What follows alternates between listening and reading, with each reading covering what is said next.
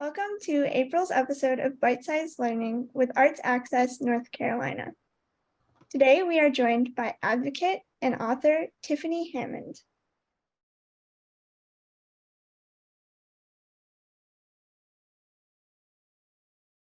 Hi, I'm Tiffany or Tiff or Tiffy.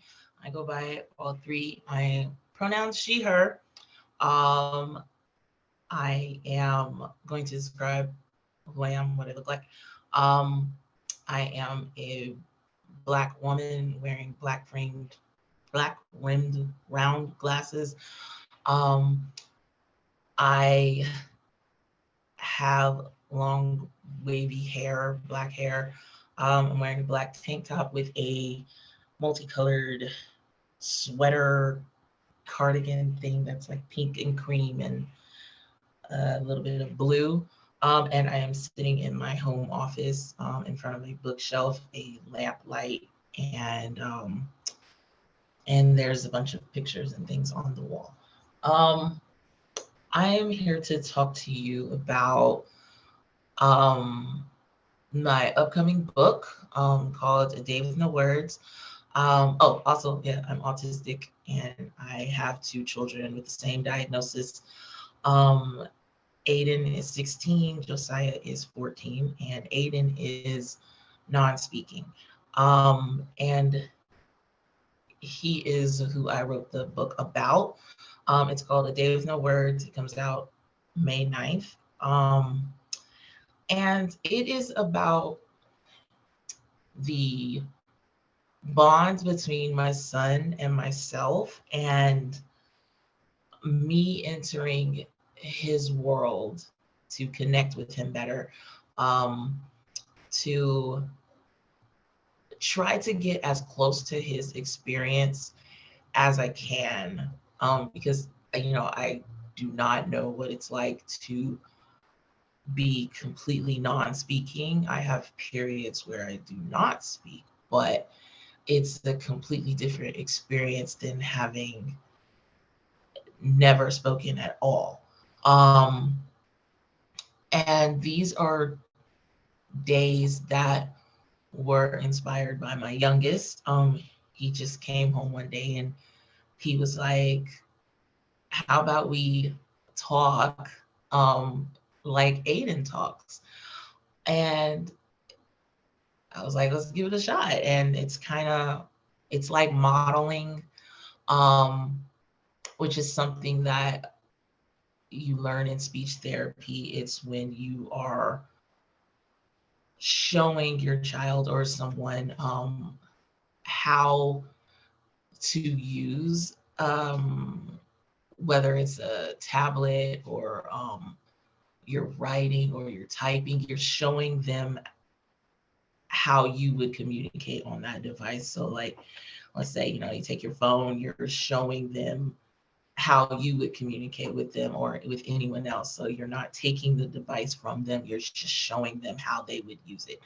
Um, and that's pretty much what we were doing. It's just like taking modeling, but to the extreme, like just spending the entire day. We worked up to a day. It started off being short periods of time for like an hour or two, and then we would bump it up, and it used to just be around the house. And then eventually we went into the community, and then it was for longer periods of time until we finally got into an entire day. And we don't speak during these days. We just communicate via iPad, a protocol app, and that's the exact same way that Aiden uses his device, and that's how he communicates with us. So we wanted it to be as close to what he is used to. And we go out into the community and we communicate with him just as he would communicate with us. Um, and we do that with everyone we come into contact with. So whether you're at the library, post office, park, um, grocery shopping, we are communicating with our neighbors and our community members in the exact same way that we are communicating with Aiden.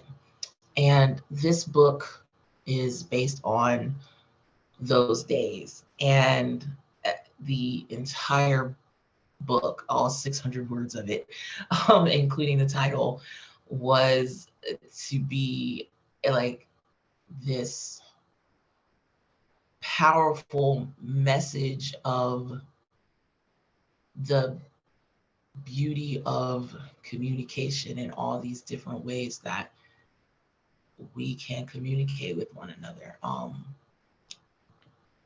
From the title, calling it A Day with No Words, that one was very, that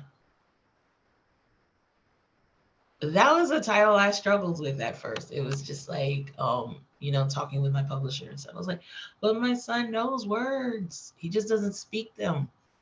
And so I was like, but we thought about it more. We talked about it more.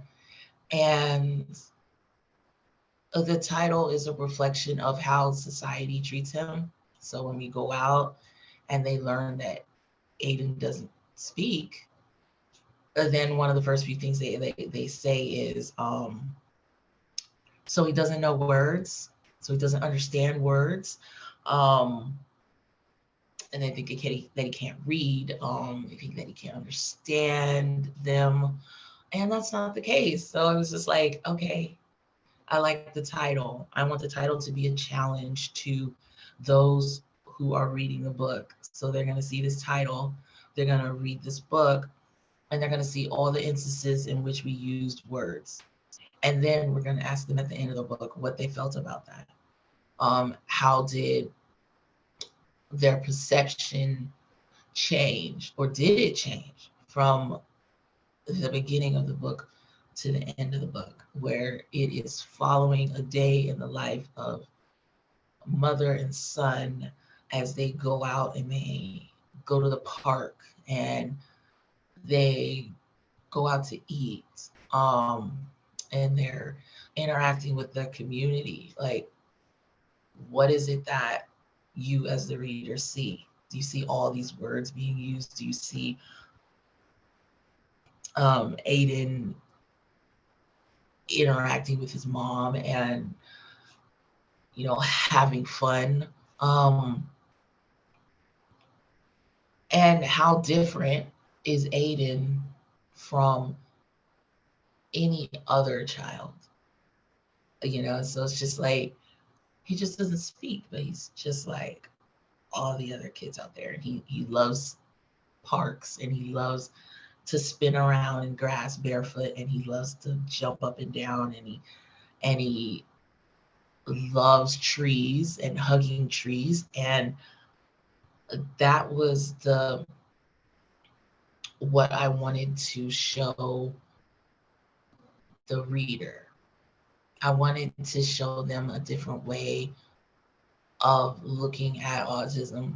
I didn't want it to be a book that was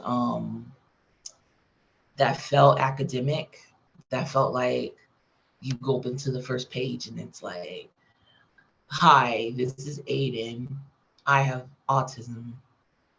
Some people say I am autistic and I do not speak. And this is what autism is, and this is what autism means. And this, I didn't want it to, have that type of that tone to it. I wanted it to make people feel. I wanted them to see that he's just like every other little boy out there. He just doesn't speak. I wanted to highlight an experience that not that many people know. So it's estimated that around 25 to 35% of autistic people either do not speak or they have unreliable speech. And that's a sizable number. And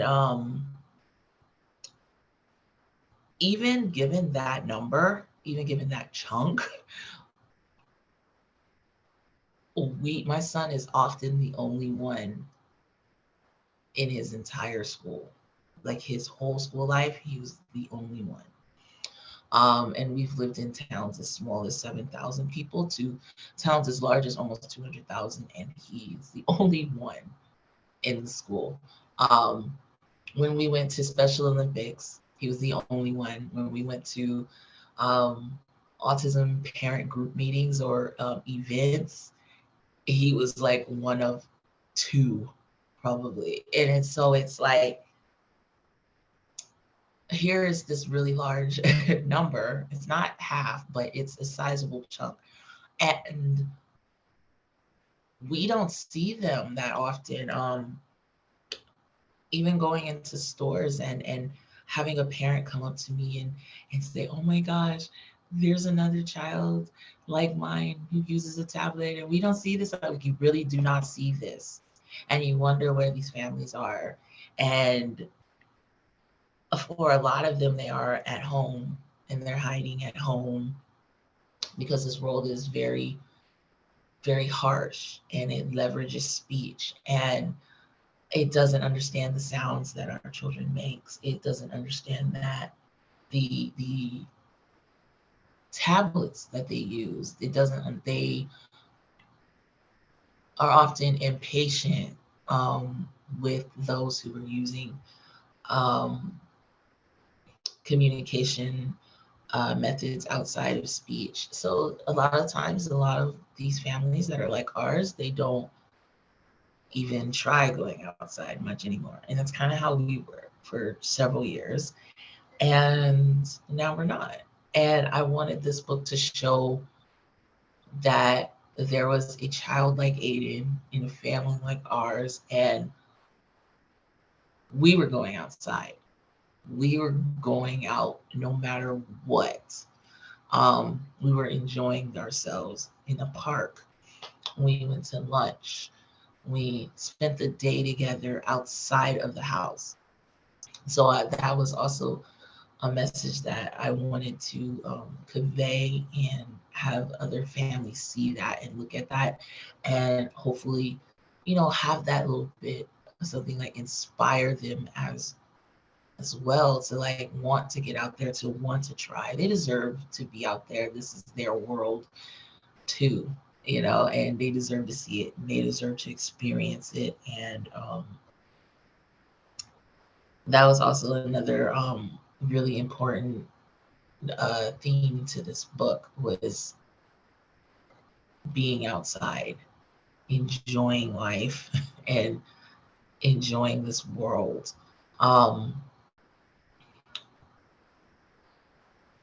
This is an experience that is common, but also uncommon, especially outside of this community, but also sometimes within this community. It's those who don't speak, they're spoken for and they're spoken over. People don't always talk to them, they talk through them. And they claim to know their hearts and their desires and what it is that they want and what it is that they need. And we're starting to see this surge of non-speakers coming into their own and coming into their own advocacy, and they are getting online and they are typing and they are spelling and they are communicating with AAC devices, and they are letting the world know that they are here and they have so much to say and they are worthy and they are valuable. And I just wanted to add just a tiny little bit of piece to that. And I wanted to inspire others to want to look for these non-speakers, to want to engage with them, to want to understand where they're coming from and their lives, and highlight an experience that not too many people know about. And I wanted this to be a book that was for this community, but also for everyone else outside of this community, because there is no progress for our community without the help of those outside of this community. And I wanted this book to also address those who are not familiar with autism, who are not familiar with this community and what it is that it needs. I wanted to tap into the things that those who aren't autistic um, already do. So I'm a storyteller, and I wanted to tell a story that would make people feel, but also make people think about their own lives, something that they can pull from, and so that they can understand someone else a little bit better. So for humans, we spend a lot of our time communicating without speech, like through gestures and pointing and typing and sending text messages, even emojis is communication. Um, Even the reader who's reading this book, that is my message to them. That's my love letter to them. It is them reading the messages that I'm putting out, and they don't ever have to even say a word to get that.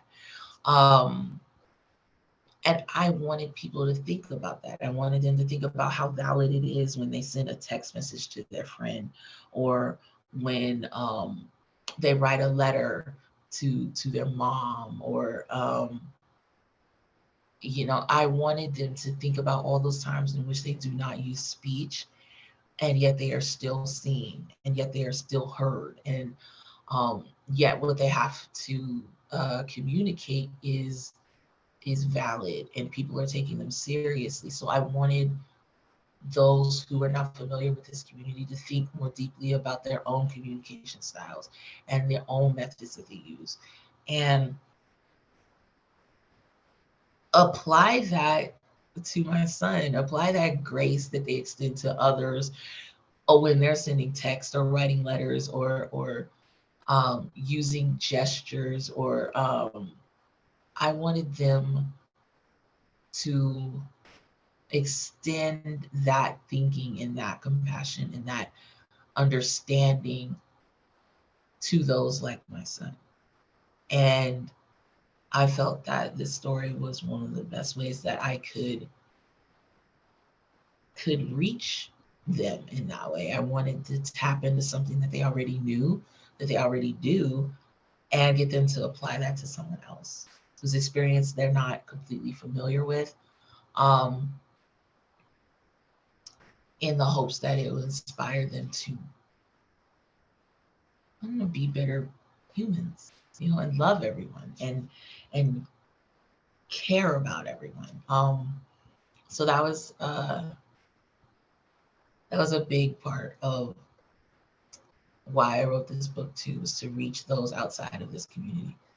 At first it was like, it started off as being, oh, this is gonna be a book for us, for non-speakers, and for this. And I was like, no, like my entire advocacy life, or like it feels weird calling it a career, but advocacy journey has been centered on trying to get those within this community and those outside of this community to work in tandem, to work together, um, to make this world a more equitable and accessible place for those that have this diagnosis. And I need everyone on this. So this had to be a story that was going to be um,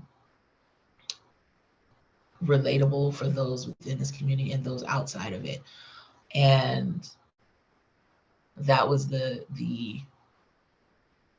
goal I had in mind when writing this, and then trying to fit all of this into 600 words, and trying to um, get my message out, and explaining how important it is to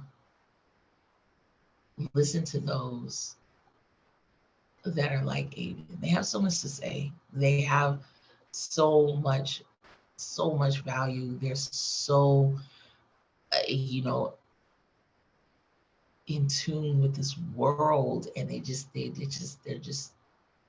the most beautiful people ever. And I wanted to share that. I wanted this to be a unique experience for the reader. Um, I know that representation matters so much to me, and I wanted this book to be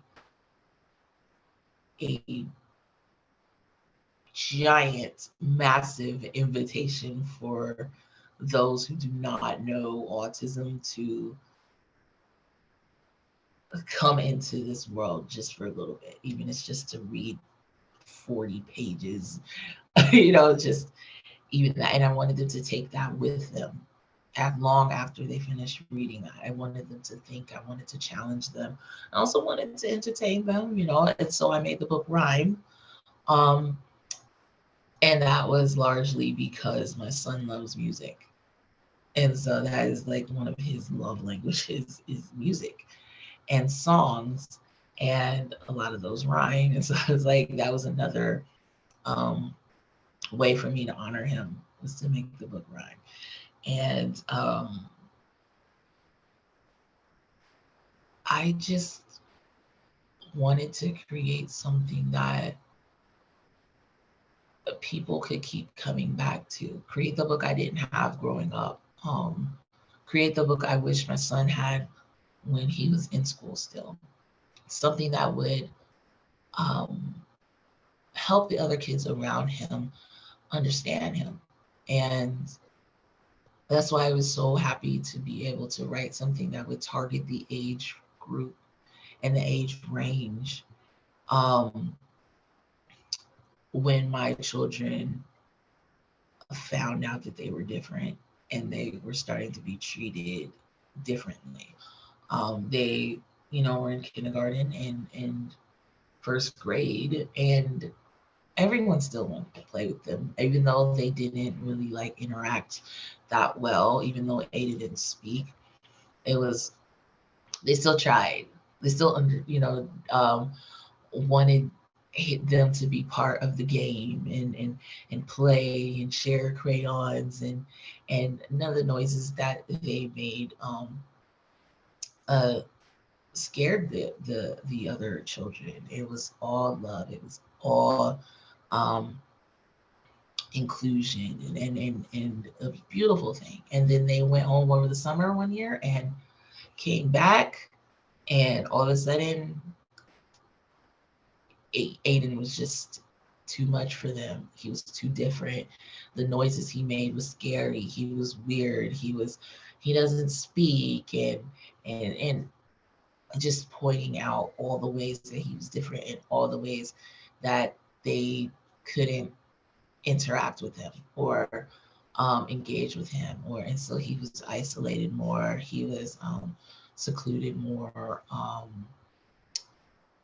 And that was pretty hurtful to watch as a parent. And so when I got this opportunity to write a book, I was so happy I had an opportunity to write a children's book first. And I wanted it to target this age range, like between ages 4 and 9 or 4 and 8 and stuff. I wanted to hit at that range and hope that it helps other children like Aidan not go through the things that Aidan went through while in school. And yeah, I just wanted to create something that would change lives. And come up with a way for people to think more deeply about their own communication and apply it to their own lives and treat people with kindness and respect, and even though they're different, and to be more loving and accommodating and patient. And that was one of the things I learned during these days when I'm trying to enter into my son's world as best as I can, is to learn how impatient society can be, even with those who were kind to me the day before. and then they see me again and I'm not speaking and I'm just using a tablet and stuff, and you can see it in their face. You can see it in how they behave. You can see, in the things that, they say. They're tapping their foot, they're tapping those pins, the scowls on their face. Um, some just come right out and say, why aren't you talking? Are you, what's wrong with you? The lack of patience and mostly the lack of awareness that is out there. A lot of times when my son has his iPad and he is using it, and you get the comments of uh, kids in these iPads these days, like they don't even understand that this is something that he is using to communicate with us. So it's just a lot of education that needs to go on. Even with going to certain restaurants that have accessible menus or that are supposed to have these accommodations for people that need them. Even when we go to use them, the employees don't actually know how to use them, or they're impatient when we're trying to use them. And I'm like, you offer this, but you either do not know how to use it or you're upset that you have to. So it's just a lot of things that need to change in this world and in society. And I'm just trying to do my part in trying to push that along and give my little piece to the world. And I hope that I can do that with this book. And I hope that I make my son proud and those that are like him and their families. And I hope that this book inspires um, other people in a way that my son inspires me on a regular basis. And but yeah, that's what I got. I hope y'all love the book. It comes out May 9th. I hope that um, you enjoy it and that you love it and you share it with your family and your friends and your libraries and your therapy centers and wherever else. And that I hope that it helps you to learn a little bit more about Aidan and non-speakers and the experiences their families go through and the experiences they go through. Um, and I hope that it is something that you can use in life, more than the one time you've read it. Like maybe it's something you can go back to. But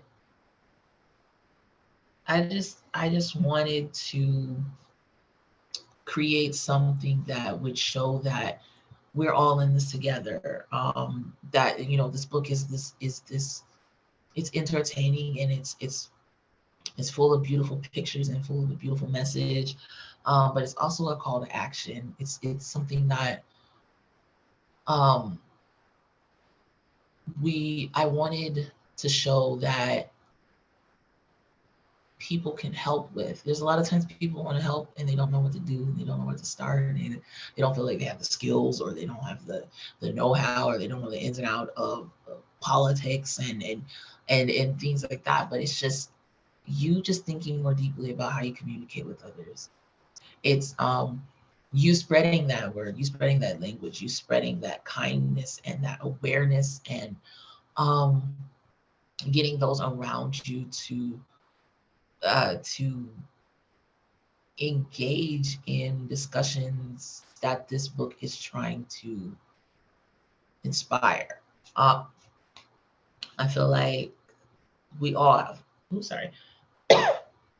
that we all have a role to play in helping foster understanding and acceptance and love and accommodations for those like Aidan. So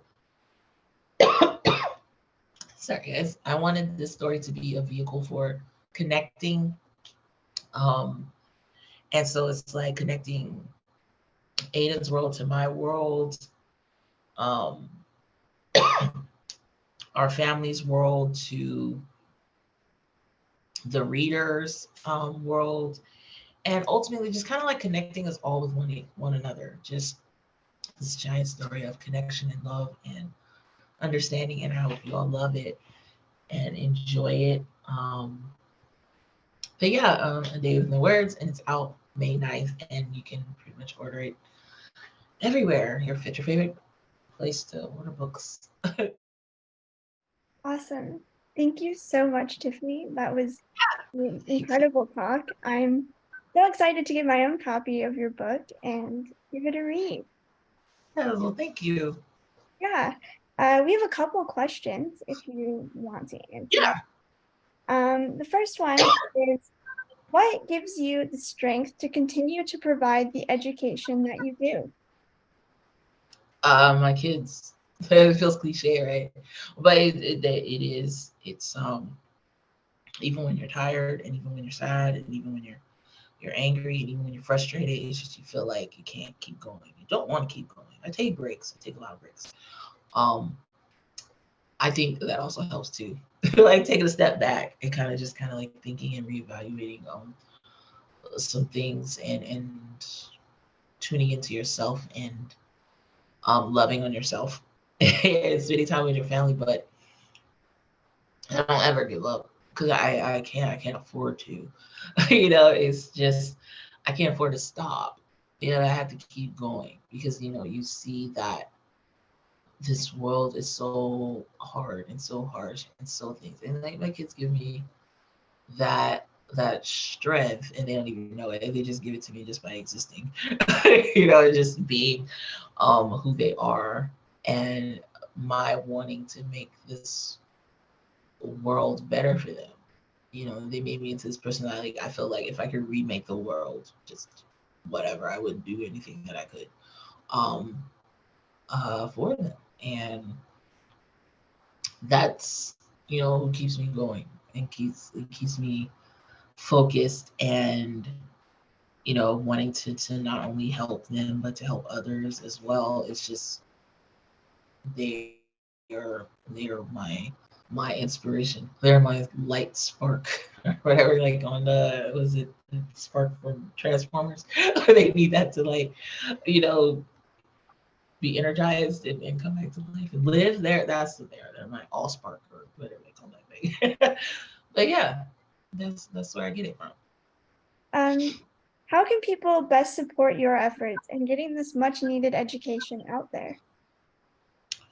Um, I think one of the biggest things that for anyone that's like a advocate or a content creator or someone that exists online is to engage, interact with their work, engage with their shares, their posts, their comment, like, share.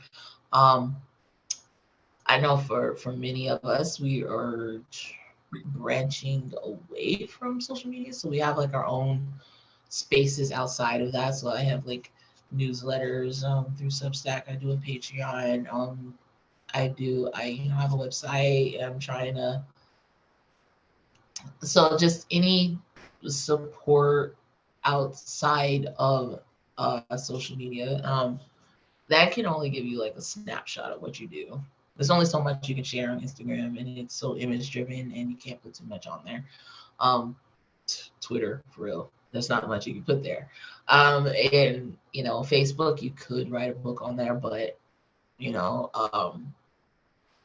just if the biggest support that you can give is to if they're your favorite advocate or creator or whatever, is to follow them into the other spaces that they feel that they can be their best at. It would be that their website, or signing up for their newsletters, or going uh taking some of their classes. That's a lot of them have courses now. Some of them offer ebooks. I have ebooks all the time. So just any way that they can get their advocacy out in the best way that they feel that they can do is good. Supporting them in that way and sharing their stuff. That's a big thing. That is a form of social currency. So like that Yeah. gets their work in front of a lot of people that they probably wouldn't have their work in front of. So definitely sharing. But yeah. Excellent. Well, again, thank you so much for joining us today. It was great talking to you, and Yeah. I'm sure we all look forward to getting a copy of your book. Yes. Thank you.